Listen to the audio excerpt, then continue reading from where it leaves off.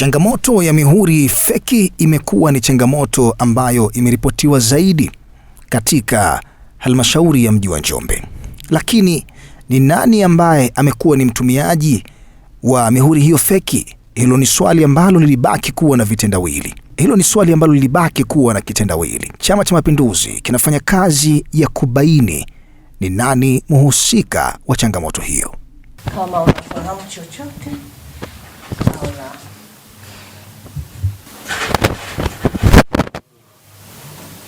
Yapa ndabele sasa. Nzuri. Ndio na kazi. Lakini sasa huko maana babu nipa kazi tutaongelea kuanzia hapo, labda najua kujua ndio ulisindie. Chakula iko wapi? Kijana kwa mtandao ulikuwa unaangalia kwa mtandao zote kuna za viwanja mauziano hizo kwa sasa mtaa hapa kwa mtandao. Ndio msiba pale.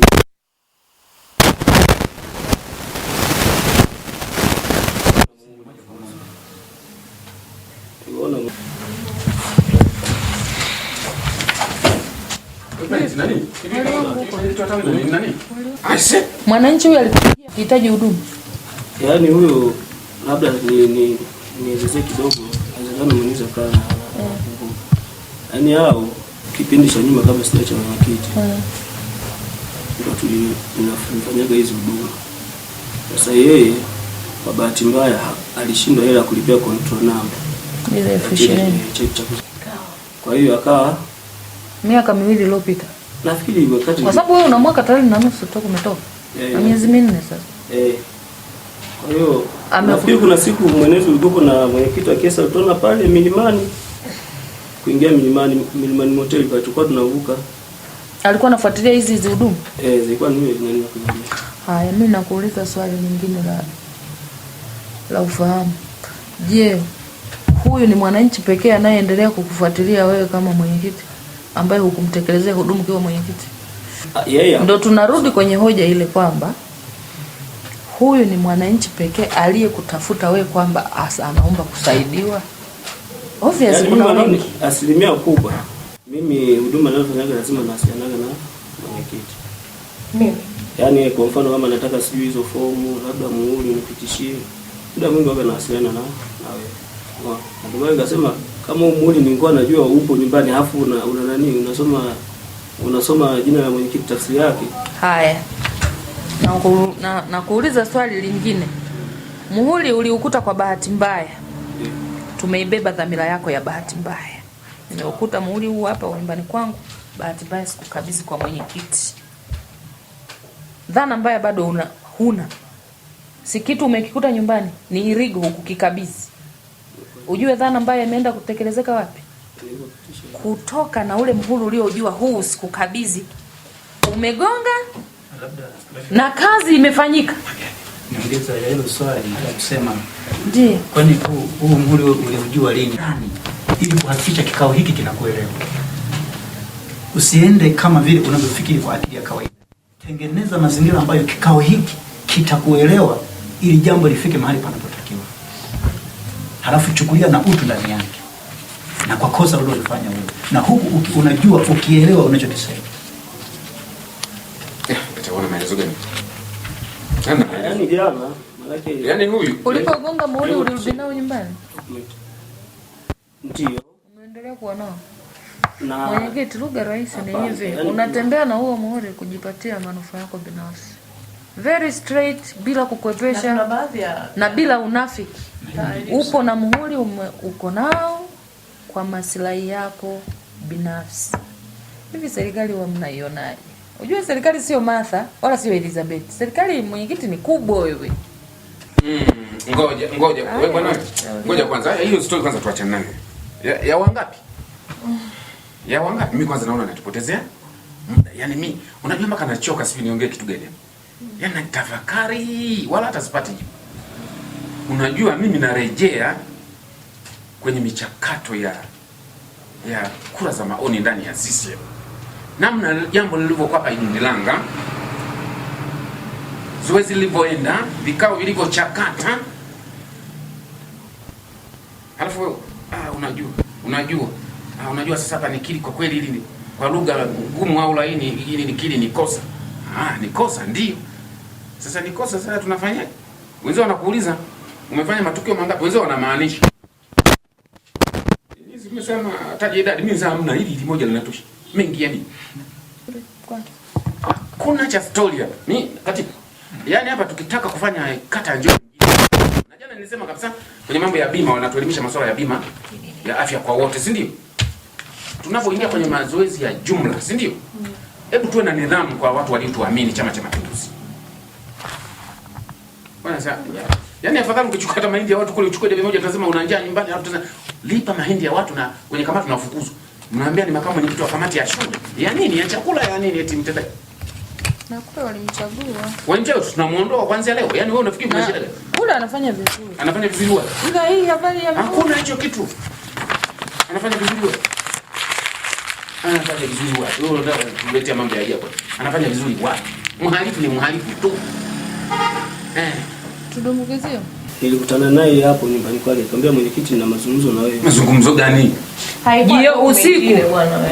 Jioni. Maana hili ilikuwa kwenye saa 10:11 nadhani.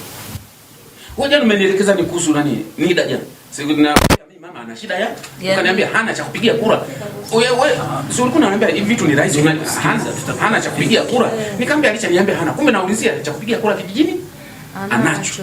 Na unaonekana hata namba ya Nida? Anayo na hangaika kwa ajili ya hiyo. Sasa yani unatumia muda gani kumwambia mtu nina muhuri? Yani unatumia muda gani? Yani muhuri unatoka hewani mbinguni.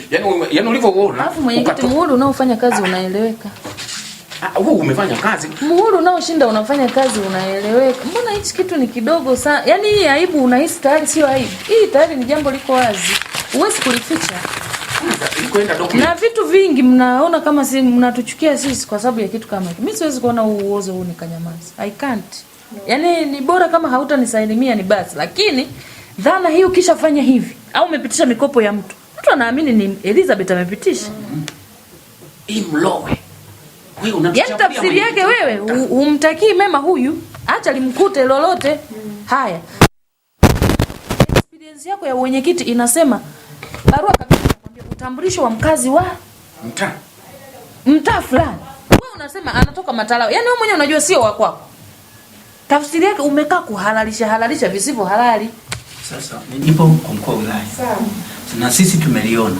Na kama tumeliona, manake leo tukianza kusema hili linaleta shida au tunalifumbia macho au tunatengeneza kwa mazingira ya kwetu, ni swala ambalo litaleta shida kwenye utendaji wa kazi ndani ya kata Njombe mjini. Kwa hiyo mwenezi ujue huyu mwenyekiti ambaye amestaafu bado anafanya kazi. Huyu ni raia kwa lugha nyepesi. Kwa hiyo kuna barua hapa ana muhuri na muhuri tumeuona, ameuleta saa hizi. Tuna wenyeviti wawili. Unasikia katibu? Kwa maana tulikuwa na wenyeviti wawili kwenye tawi langu. Kuna wenyeviti wawili hapo. Sina wenyeviti wawili. Sasa muhuri umethibitisha. Muhuri umethibitisha na ndio tumemwita hapa. Amekiri alimwandikia. Amekiri yeye mwenyewe amemwandikia huyo mtu. Na muhuri ameshamgongea. Ila sahihi amegonga ya nani? Ameandika jina la huyo. Na aliyefanya ni huyu. Sio yeye. Sipo angeandika tu ngine anga kama. Sasa nani huko wanatupandikizia chuki kwa sababu tunawafuatilia kwenye vitu vya kisheria. Ndio vinataka vitu kwa upana. Si ndio? Wewe subiri ashuke kule chini. Utasikia mengi. Yaani wewe akishuka kule chini utasikia, mimi kwa hiyo natoa matangazo mwenyekiti. Mtu mwenye document yoyote ile ambayo salimisha mwenyewe. Kwenye vyeti vya kuzaliwa ni rahisi. Tunavuta mkeka wa vyeti vyote vya online vilivyoingizwa. Kwa sababu vyote si vinanunuliwa online, vinaomba online. Tutajua. Kule rahisi sana. Unamwambia tu nani? Mshama. Nivutie nani?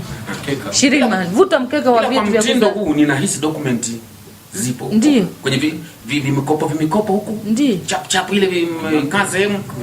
Nipitishie vikundi. Siwezi kuwa na wenye vitu wawili kwenye mtamu. Ni hatari? Ni hatari sana. Hata kwa wananchi wetu tutawapa mkanganyiko, hawataweza kutuelewa kirahisi. Wenye vitu wananchi wengine si wanapenda njia za mkato. Alafu huwezi kujua anapowagongea anawaambia nini. Anaweza kama mwenyekiti ameniambia ni gonga ametoka. Alafu muwahoji pia, muwafuatilie waliofanya kama yeye jana. Kulikuwa kuna maelezo fulani amesema, si ndio? Baadaye akapotea, si ndio? Sijui kama nimenukuu vibaya. Na wengine waliofanya hivyo kutaka huduma wakapotea. muwahoji walifanyia wapi. Muwahoji kabisa. Lakini angalia si amjasikia lile ampiga ngolo huyu. Unajua ni kitu cha ajabu. Ni kitu cha ajabu. Hatujawahi kukutana nacho mjini, lakini tunasikia wanagongesha mihuri wapi? Mtaani. Kwa hiyo lazima hili jamii ijue. Halihitaji maelezo mengine, iwe mfano mbele ya Watanzania. Mimi si nimekwambia mwenyekiti. Lazima jamii wote waendelea. Kikao cha dharura. Watumishi. Wao sana wanatusumbua sana. Sisi bwana wewe. Tutajua wewe ulijiandaa kuwa adui yetu mapema sana. Kwanza sijataka kusema. Kweli kabisa. Mimi wewe mtendaji unahangaika nini? Si ile anaondoka nalo hili. Kwani mnataka kufanya nini? Ili anaondoka nalo hili. Mwenyekiti, ili anaondoka nalo hili. Yaani sisi kama chama mwenyekiti tunaenda kufungua kesi hiyo ya hii mtendaji watajuana wenyewe. Kama naye na mule mtendaji watajuana wenyewe. Sisi tunalinda mwenyekiti wetu wa mtaa. Tuliyempitisha kwenye vikao halali, anakiwakilisha Chama cha Mapinduzi. Habari ya madudu mengine mtajuana wenyewe huko. Sisi tumepata hapa. Ndio maana tumemwita mwenezi wa nini? Wata shahidi. Ili halina cha msalia mtu. Unaanzeje? Kesi inaanzeje? Mtendaji akuongoze. Mungu ni wa ajabu sana. Unajua Mungu huwa anajibu kwa wakati. Ni kweli Mungu amejibu kwa wakati. Haya, leo jambo lako liko hivi. Wale waliokuwa na kutetea unaweka kwenye kundi gani? Kama kuwa wewe ni mtu safi. Ni jambo la aibu sana hili. La fedhea. Kuna jambo nalo lilitokea mahala fulani. Mimi nikasema nyamazeni, majibu yatatoka. Yalitoka majibu fulani. Mimi kimya nikasema haya. Sasa Mhagama mbaya. Mhagama si mkali. Mhagama naongea. Mimi ukiona naongea kitu mimi na uhakika nacho. Siwezi mimi kumsingizia mtu. Sasa leo hivi. Yaani mimi narejea kule, sio tukio la leo. Yaani inaonekana Mungu ameamua sasa kuanika jambo. Kwa huyu mtu yuko hivi. Hakuwa kiongozi, si ndio? Yaani ulikaa kwa ajili ya mambo yako. Ndio maana umetoka na ufu. Kitu hicho ni kubwa. Yaani mimi nakwambia hili jambo hili si dogo. Ndio maana katibu ananiambia kuna moja mbili tatu ngapi? Mtaanza nyinyi kubembelezana kwenye hili. Na mimi hili sisi mwikae vizuri hapa, lazima wewe tuweke kwenye gari document. Yaani yani uwe fundisho kwa watu wengine wanaofanya hiyo michezo wa mwenyekiti wa mtaa. Hai. Sasa mimi kilichonitisha kabisa. Unajua pale mwishoni pale nikasema sasa iko wapi, nikawa sielewi sasa. Sasa nimezoea kukoroga ya Ngilango. Umesema si hapa umeandika Mlowe, maana yake Elizabeth Mlowe, nimeanza kushtuka. Umeuliza swali hapa mtendaji, sinadhani huyu mtu anakaa wapi? Kwa sasa yuko amejibu yeye yuko mtaa mwingine. Alafu hapa nimeandika, angalia kwenye fomu hiyo. Ni mkazi wa mtaa wapi? Wa Idundilanga. Uone tunavyotengeneza watu mabomu. Yaani tunavyotengeneza mabomu nchi hii. Kwa kelele zote za nchi hii tunaosababisha ni sisi kushika. Tunawaonea viongozi wa kitaifa. Tusipoyafanya, tusipoyasimamia, rais tunamweka matatani, si ndio? Kwa hiyo ni lazima na sisi tufanye ili kana serikali ya Samia haijapinda na si hapa hatupindi. Mwenyekiti hatupindi. Kwenye hili yani hatupindi. Ndio maana niwaambia bwana subiri katibu na katibu bwana ni mfuatiliaji sana bwana Kiswahili. Fuatilia vipi? Ni akanipa taarifa sasa, anajua na yeye tutafanya namna gani. Unajua hii, unajua nini? Tunataka yaani mtu. Kwa majina anaitwa Willy Simon Kiswahili. Kwa hiki kilichotokea, kwanza sio jambo lililo jema, kwa sababu huyu ni kiongozi ambaye alikuwa muda wake wa madaraka umeisha. Maana yake amestaafu. Alikuwa ni mwananchi wakati anaachia ngazi ya madaraka. Kama wa saa 2:30 nimepigiwa simu na mwenyekiti wa mtaa huu wa Idundilanga akiniambia ananiomba nifike hapo ofisini kuna dharura, ili nimwambia anipe muda kidogo kama saa moja. Baada ya kumwambia hilo, kimsingi amekiuka taratibu, maana aliuficha, alikuwa nao, hakukabidhi kipindi ambacho nyaraka zingine zilikuwa zinakabidhiwa kwa kipindi ambacho anaacha madaraka. Alishakabidhi. Huu ni muhuri bandia. Kwa majina ya Kubunyoni, tawi la Idundilanga. Ninavyofahamu mimi, baada ya tu pale ambapo unamaliza muda wako na mtu mwingine kupokea madaraka, unatakiwa kukabidhi nyaraka zote ambazo ulikuwa nazo wewe. Baada ya yule tu kuapishwa, mara moja anaanza kazi. Hapo unakuwa umekabidhi kila kitu na wewe kujingatua kwenye na makabidhiano yalishafanyika toka mwaka 2024. Sasa leo ninashangaa kuona kwamba mwenyekiti aliyostaafu ana muhuri wa kugushi. Tafsiri yake anamharibia jina aliyekuwepo madarakani na kumuingiza matatizoni. Rai yangu kwa wananchi, mitaa yote, sio mtaa tu wa Idundilanga, kama wanataka kupewa huduma wafike ofisi za serikali za mtaa ili waweze kupewa huduma na sio kupewa huduma mitaani. Jamani, ni bado ya mwisho sasa inasema hivi. Naitwa Elizabeth Constantino Mloe. Ni kama neema tu kwamba tunatakia heri, lakini kuna watu wasiotutakia heri pia. Lakini pamoja na yote hayo, basi mimi namshukuru Mungu. Huwezi kujaji bila kuprove kitu. Kwa bahati nzuri, jana nimebahatika mwenyewe, mwenyekiti mwenye nafasi yake, nimebahatika kuona kabisa document imesainiwa, lakini sijaifanyia kazi mimi, na imesainiwa kwa taarifa zangu. Kwangu ilikuwa ni bahati na ilikuwa ni neema kwamba hatua ya kwanza mimi nina mkurugenzi wangu mtendaji ambaye pia ni mtafsiri sheria wangu. Sikuchukua hatua mwenyewe, nilimpigia mtafsiri sheria wangu kwamba hii inakaaje. Namshukuru Mungu, mkurugenzi wangu ambaye ni mtendaji alichukua hatua ya haraka sana, na ambapo palikuwa panafanya kazi na kuchukua hatua kupokea zile document ambazo pia wameshaziingiza kwenye mfumo, wananyimwa haki yao kwa ajili ya wao wenyewe. Lakini ninachotaka kuwaambia kwamba kwanza wamuamini mwenyekiti wao, yupo kazini na yupo kwa ajili yao. Wanifuate ofisini, wana simu zangu, wanipigie mimi, wapate huduma kwangu. Wasitaki kurahisisha vitu vya mtaani, hongo, waache. Sawa, tumeshafikiria namna mpya kama wenye viti wote wa mitaa, na tumeshashirikisha uongozi wetu kwamba tunahitaji kufanya mabadiliko ya haraka sana, kupata mihuri ambayo ni imara, ambayo itakuwa na muonekano mmoja kama mihuri ya wenye viti. Kwa hiyo, kwa sababu vitu ni process, tupo kwenye process hiyo, lakini ni muda mfupi sana tutashughulikia hiyo.